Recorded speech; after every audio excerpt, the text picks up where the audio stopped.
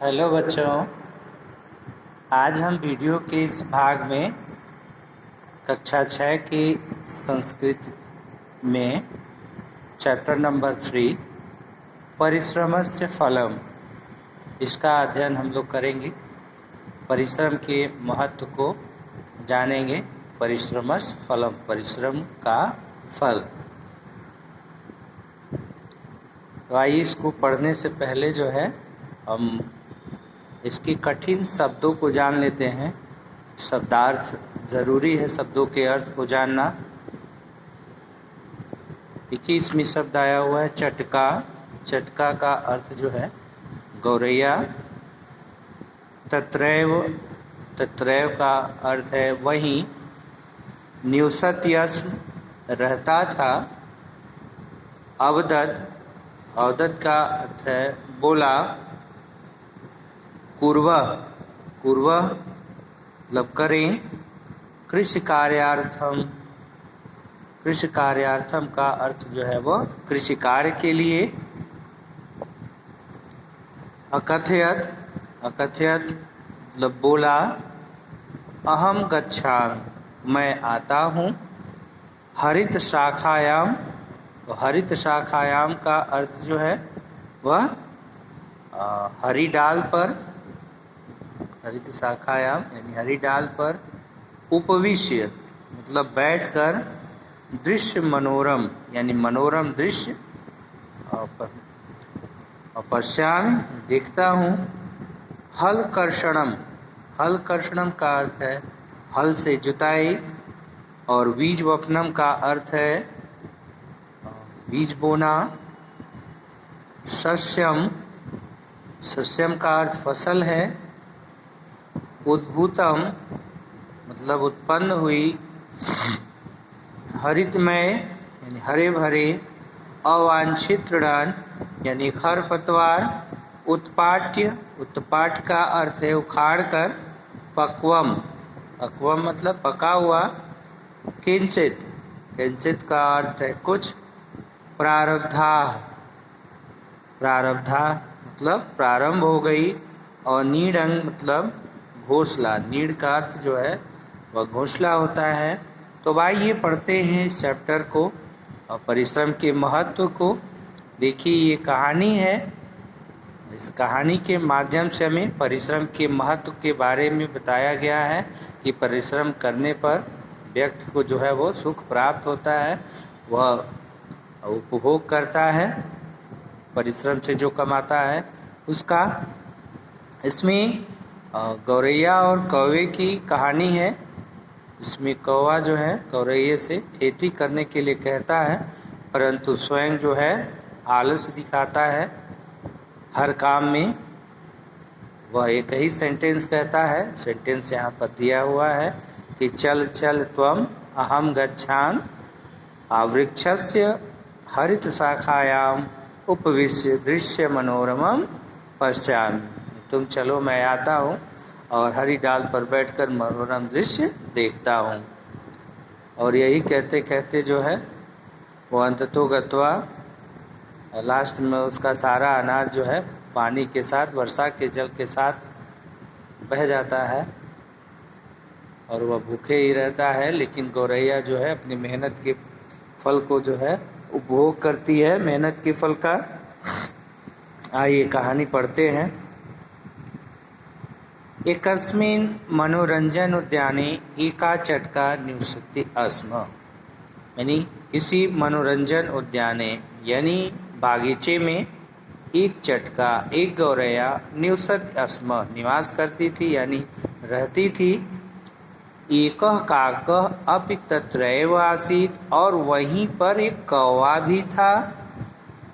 एकदा काकः अवदत्, एक दिन कौवे ने बोला, अयि चटके, अरे गौरैये, आगच्छ, आओ, सहैव मिलित्वा आवाम कृषि कार्यम कुर्वः, आओ साथ मिल करके हम दोनों खेती करते हैं। कृषि कार्यम कुर्वः, कृषि के कार्य को करते हैं। चटका उक्तवती, चटका उक्तवती समीचीनम, चटका ने कहा सत्य है। चलत कृषि कार्यार्थम, चलो कृषि कार्य करें, खेती का काम करें, फसल उगाएं। तदा काकः अवदत्, तब फिर कौवे ने बोला, क्या बोला कौवे ने? चल चल त्वम अहम गच्छाम अवृक्षस्य भरित शाखायाम उपविश्य दृश्य मनोरमम पश्याम। कहा कि चलो चलो तुम, मैं आता हूँ और हरी डाल पर बैठकर मनोरम दृश्य मनोरम दृश्य देखता हूँ। आगे आइए देखते हैं इसमें। चटका हल कर्षणम कृतवती पुनश्च उक्तवती। और चटका एक गौरैया हल कर्षणम कृतवती, वे हल से जुताई करने लगी और पुनश्च उक्तवती, और फिर उसने कहा, यानी खेत की जुताई करते हुए फिर उसने कहा, चलत रे काकः बीज वपनम करोति। चलो हे कौवे, अब बीज की बुआई करते हैं। कौवे से कहा कि चलो हे कौवे, अब बीज की बुआई करते हैं, बीज बोते हैं। बीज वपनम का अर्थ जो है वो बीज बोना है, उसकी बुआई करते हैं। पुनरपि काकः कथयत्, और फिर उस कौवे ने कहा, क्या कहा? चल चल त्वम अहम गच्छामि वृक्षस्य हरित शाखायाम उपविश्य दृश्य मनोरमम पश्यामि। और फिर उस कौवे ने वही सेंटेंस दोहराया, वही वाक्य उसने कहा कि तुम चलो, मैं आता हूँ और हरी डाल पर बैठकर दृश्य मनोरम देखता हूँ। चटका किं वा कुर्यात्, अब गौरैया क्या करे? बीज वपनम कृतवती, उसने बीज बोना प्रारंभ किया, बीज बोया।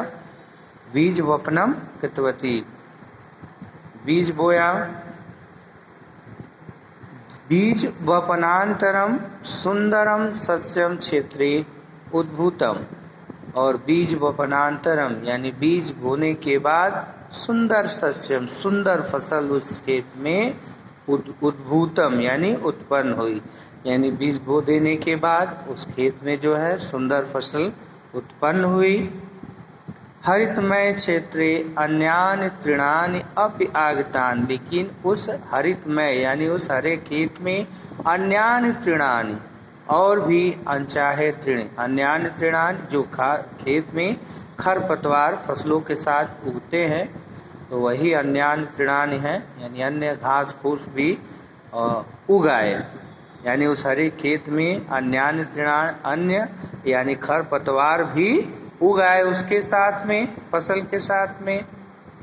पुनः तानि अवांछित तृणानि उत्पाट्य, और फिर उसने क्या किया? अवांछित तृण को उखाड़ करके, उत्पाट्य का अर्थ है उखाड़ कर, उस अवांछित तृण को उखाड़ कर कृषि कर्मण, कृषि कार्य में सहायम कर, तुम सहायता करने के लिए। यदा चटका, तब गौरैया ने कहा, तदा पुनः, तब फिर, तदेव पदमयम वाक्यम काकः, तब फिर उस कौवे ने वही पद युक्त वाक्य को दोहराया, वही पदयुक्त वाक्य। वो पदयुक्त वाक्य क्या है?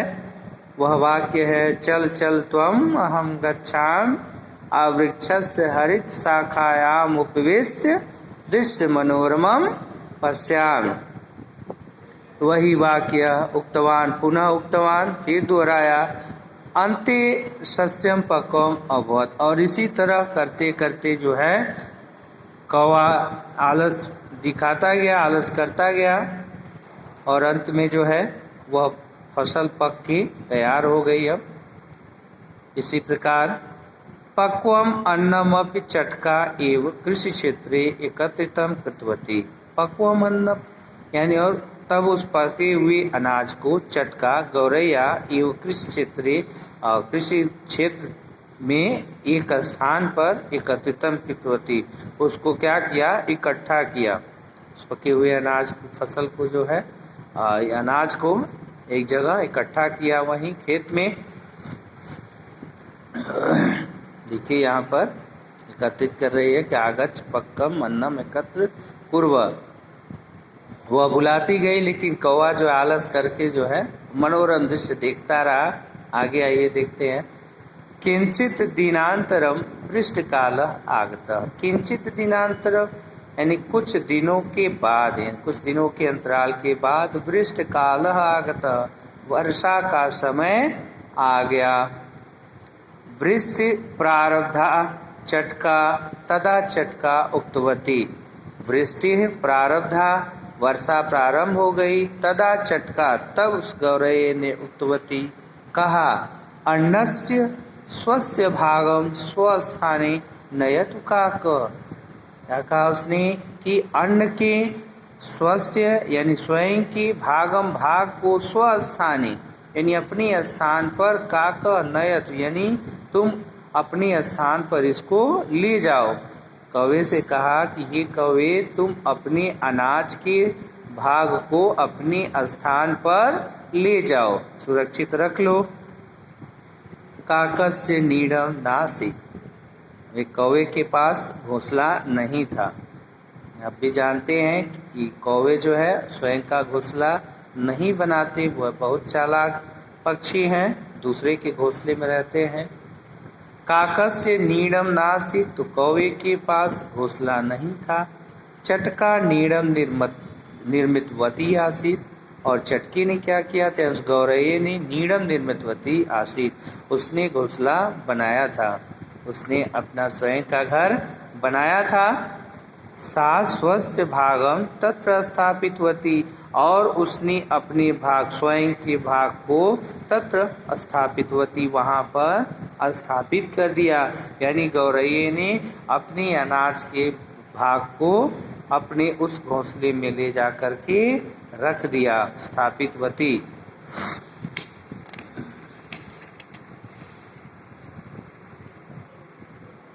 वृष्टि जलस्य वेगेन काकस्य अन्न भागः जलेन सह प्रवाहितः जातः।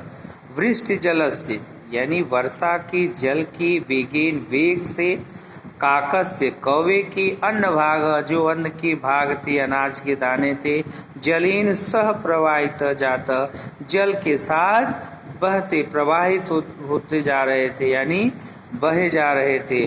वर्षा के जल के वेग के कारण कौवे के अन्न के जो भाग थे वह जल के साथ प्रवाहित हो गए। काकः कदापि नीडम न निर्मितवान, देखिए आया यहाँ पे जो मैंने अभी अभी बताया कि कौवे जो है कभी भी नीडम यानी घोंसला जो है वह निर्मितवान निर्माण नहीं करते, अर्थात कौवे जो है अपना घोंसला स्वयं नहीं बनाते। अतः फलमपि न प्राप्तवान, इसीलिए वह फल को प्राप्त नहीं कर सका, इसी कारण वह फल को प्राप्त नहीं कर सका। परिश्रमस्य फलमपि चटका, और परिश्रम के फल को वह गौरैया एव उपभोक्तवती, उसने उपभोग किया, और उस परिश्रम के फल का उसने उपभोग किया। देखिए आलस्य जो है बहुत बड़ा शत्रु है जीवन का, और इस अध्याय के माध्यम से हमें लेखक ने जो है यही बताया है कि हमें अपने जीवन में कभी आलस्य नहीं करना चाहिए, और हम परिश्रम करना चाहिए हमें, और हमें अपने परिश्रम के ही फल का उपभोग करना चाहिए। परिश्रम का फल जो है मीठा होता है। देखिए यहाँ पर कौवा जो है पहले उसको फसल बोने के लिए कहकर और फिर स्वयं जो है आलस प्रकट करता है, आलस दिखाता है। गौरैया बार बार उसको बुलाती है, पुकारती है, लेकिन हर बार उसका वही जवाब रहता है कि मैं अभी हरी डाल पर बैठ कर के मनोरम दृश्य देख रहा हूँ, तुम चलो मैं आता हूँ। और यही करते करते गौरैये ने स्वयं खेत की जुताई की, बीज बोया, फसल उगी, और उस निराई गुड़ाई यानी उसमें जो अनवांछित तृण थे उसको निकाल करके और फसल को उगाया, और फसल पकने के बाद भी उसने कौवे को बुलाया कि तुम अपने अनाज के भाग को ले जाओ। लेकिन कौवे के पास स्वयं का घोंसला नहीं था, क्योंकि उसने मेहनत नहीं किया था, अपने घोंसले का निर्माण नहीं किया था, तो इसकी वजह से वह अनाज के दानों को नहीं ले जा सका, और उस वर्षा के जल से उसके अनाज के दाने जो है बह गए, और जिसकी वजह से वह उसका उपभोग नहीं कर सका। और ठीक वहीं पर गौरैया के पास अपना घोंसला था। उसने घोंसले का निर्माण किया था, जिसमें उसने अपने अनाज के दानों को ले जा कर के स्थापित कर दिया, यानी वहाँ पर रख दिया और उसका उपभोग किया। तो ये कहानी है आपकी, चैप्टर समाप्त हुआ। सो स्टूडेंट, आज के वीडियो में बस इतना ही। अब नेक्स्ट वीडियो में फिर हम लेकर उपस्थित होंगे इसके अभ्यास को। तब तक के लिए student take care, bye bye.